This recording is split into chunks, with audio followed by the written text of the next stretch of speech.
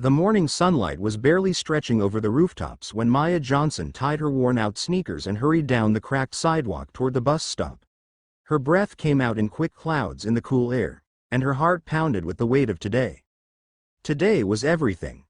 Her final exam in chemistry, the last piece standing between her and a scholarship to the state university. She had studied until her eyes ached, scribbling notes under the dim light of her mother's old lamp, promising herself that nothing would stop her from showing up. Nothing. But sometimes life had its own plans. As Maya neared the corner, her ears caught something, a muffled cry, desperate and sharp, cutting through the hum of traffic. She slowed, scanning the street. Then she saw it.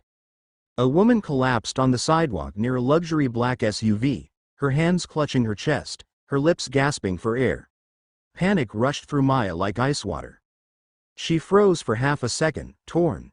The bus was just pulling into the stop ahead, her only chance to make it on time. But the woman's eyes locked on hers, wide with terror, begging. Maya's feet moved before her brain caught up. She dropped her backpack and ran to the woman. "Ma'am, stay with me. Can you hear me?" Maya's voice trembled, but her hands were steady. She knelt down, checked the woman's pulse. It was faint, erratic. People walked by, glancing and whispering, but no one stopped. Maya yanked out her phone and called 911, shouting the location, her voice cracking.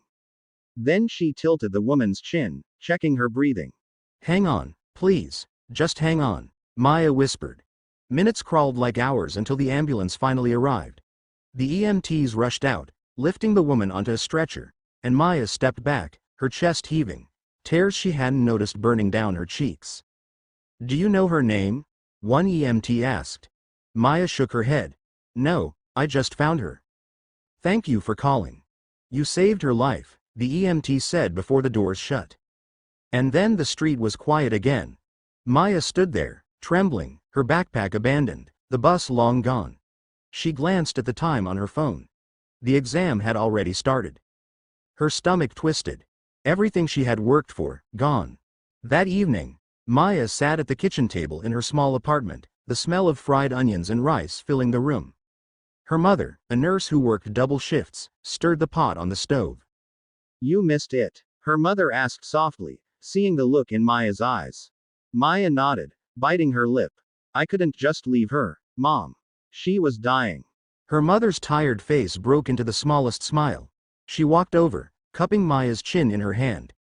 "You did the right thing. A test can be retaken. A life can't." But Maya knew. Some tests couldn't be retaken. Some chances only came once.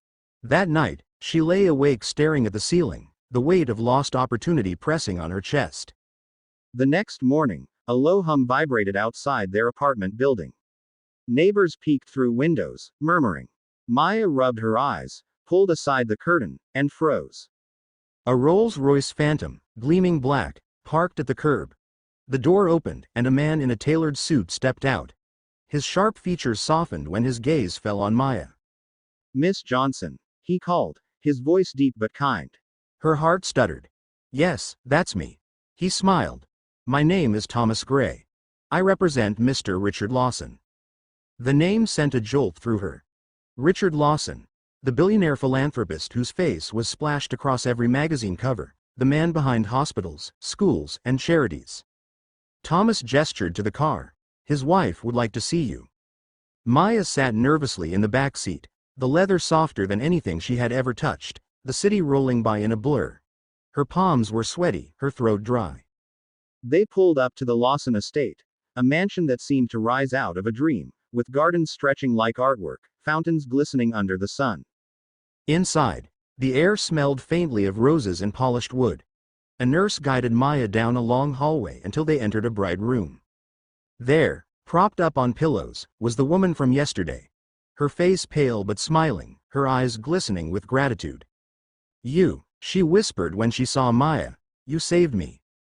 Maya's chest tightened. I just did what anyone would have." "No," the woman said firmly, her voice still weak but certain. "People walked past me, but you stopped." Her husband, Richard Lawson himself, stood beside her, tall, silver-haired, his eyes studying Maya with quiet intensity. Then he stepped forward. My wife wouldn't be here if not for you, he said. I owe you more than words can repay. Maya's instinct was to shrink back. I didn't do it for anything, I just couldn't let her. She stopped, her voice breaking. Richard's gaze softened. What's your name? Maya Johnson. He nodded slowly, then turned to his assistant. Thomas, take care of it. That afternoon, when Maya returned home, the neighbors gathered again as the Rolls-Royce pulled away. She clutched an envelope to her chest, her hands trembling. Inside were 2 letters. The first, an official acceptance into the state university, her missed exam excused, her scholarship guaranteed through a private endowment. The second, a handwritten note from Richard Lawson. Maya, you chose humanity over ambition, and in doing so, you showed what true greatness looks like. Use this opportunity to shine, not just for yourself, but for others who need light. My family and I will always be in your corner. Tears blurred the words as she read them over and over, her heart swelling with something she hadn't felt in so long, hope. For the first time, Maya believed that maybe, just maybe, the world had noticed her. And for the first time, she felt unstoppable,